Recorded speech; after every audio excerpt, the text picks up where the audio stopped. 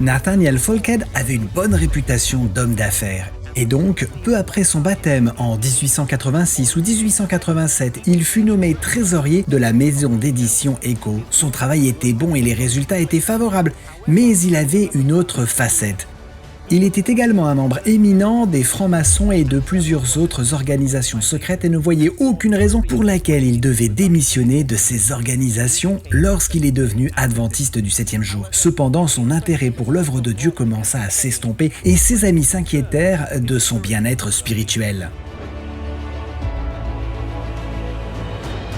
Peu après l'arrivée d'Ellen White en Australie en 1891, elle reçut une vision détaillée de la situation de la maison d'édition Echo et consigna toute cette vision, y compris un témoignage pour Nathaniel Folkhead qui faisait 50 pages.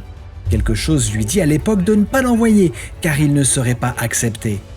Peu après, J.H. Stockton, un collègue de travail, demanda à Nathaniel ce qu'il ferait si Ellen White avait un témoignage à lui rendre. Il répondit « Eh bien, il faudrait qu'il soit fort pour que je croie que cela vient de Dieu. »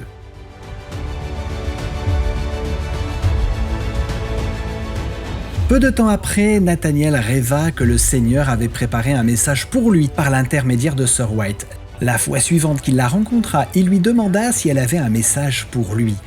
Fatiguée, elle lui dit qu'elle le lui transmettra plus tard, mais il insista. Et donc, malgré sa fatigue, elle partagea avec lui le témoignage de 50 pages.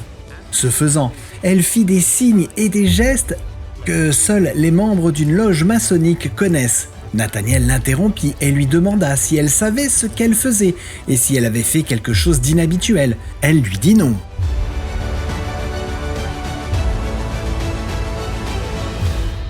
Elle continua à parler et fit un autre signe qu'elle dit plus tard que c'est son ange qui lui avait dit de le faire.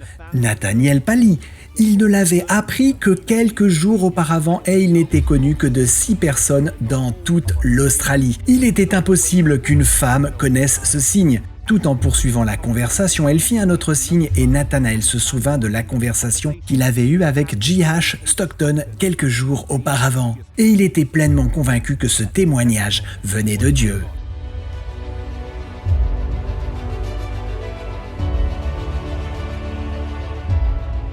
Enfin, après avoir parlé pendant plus de 3 heures, Dieu l'emporta et Nathaniel lui abandonna tout et fit un vœu qu'il tint, qu'il démissionnerait de toutes les sociétés secrètes dont il était membre. Dieu utilisa la chose la plus improbable pour attirer l'attention de cet homme et atteindre son cœur. Dieu nous rencontre là où nous sommes, de manière à attirer notre attention, mais peut-être pas celle de quelqu'un d'autre. Aujourd'hui, nous n'avons peut-être pas de prophète qui respire et qui vit, mais nous avons toujours la parole inspirée de Dieu et son Saint-Esprit parle toujours à nos cœurs.